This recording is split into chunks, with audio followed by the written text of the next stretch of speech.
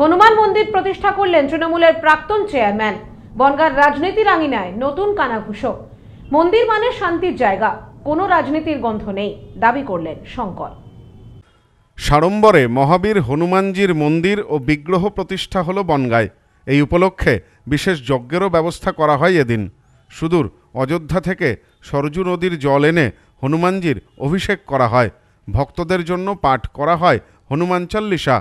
হনুমান মন্দির প্রতিষ্ঠা উপলক্ষে গত 17 জানুয়ারি থেকে আগামী 24 জানুয়ারি পর্যন্ত নানান ধর্মীয় অনুষ্ঠানেরও আয়োজন করা হয়েছে। বনগাঁ শ্রী শ্রী রাধা গোবিন্দ সেবাকুঞ্জের 10ম বর্ষপূর্তি অনুষ্ঠান উপলক্ষে এদিন এই কর্মসূচি নেওয়া হয়।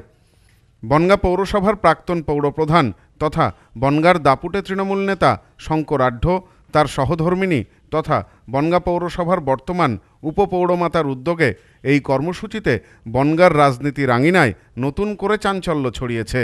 বিভিন্ন জায়গায় কান পাতলেই শোনা যাচ্ছে নানান কানাঘুষো।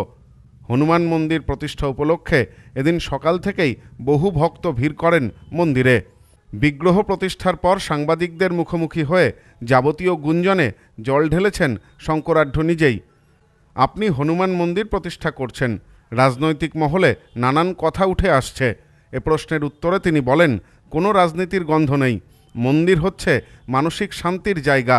আগেও বহু মন্দির করেছি, ভক্তদের কথা মাথায় রেখেই এই উদ্যোগ। তিনি আরও বলেন, কোনো রাজনীতির এখানে গন্ধ না। দেখুন, ভগবান কোনো রাজনীতিকের ব্যাপার না। মহাবীর হনুমানজি কোনো একটা রাজনৈতিক দলের না, তিনি হচ্ছেন সংকট মোচন পিতা। তিনি তাকে মন ভরে ডাকলে সকলের সংকট মোচন করে, তিনি পরমপুত্র আমাদের মহাবীর হনুমানজি। আজকে আমাদের প্রচুর মহাবীর ভক্ত আজকে এখানে এসেছে।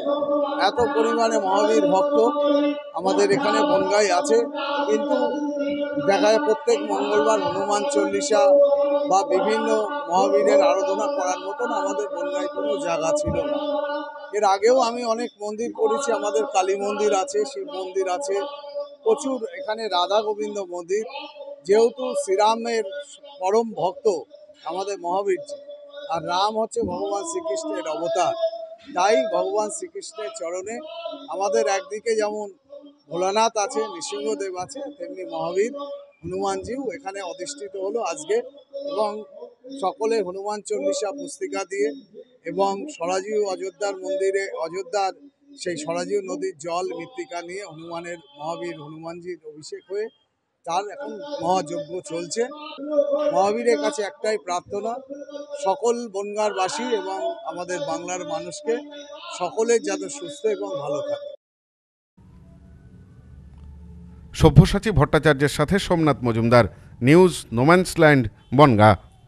নেউপিসি জুয়েলার্স, সম্পর্ক গড়ে দেয়। বনগাঁতে আমাদের 3টি শোরুম প্রতিদিনই খোলা। নেউপিসি জুয়েলার্স, বনগাঁ বাটার মোড়। নেউপিসি জুয়েলার্স ব্রাঞ্চ কুমুদিন স্কুলের বিপরীতে। নেউপিসি জুয়েলার্স বিউটি, মতিগঞ্জ, হাটখোলা। আমাদের এখানে সোনা কিনুন পেপারের দামে।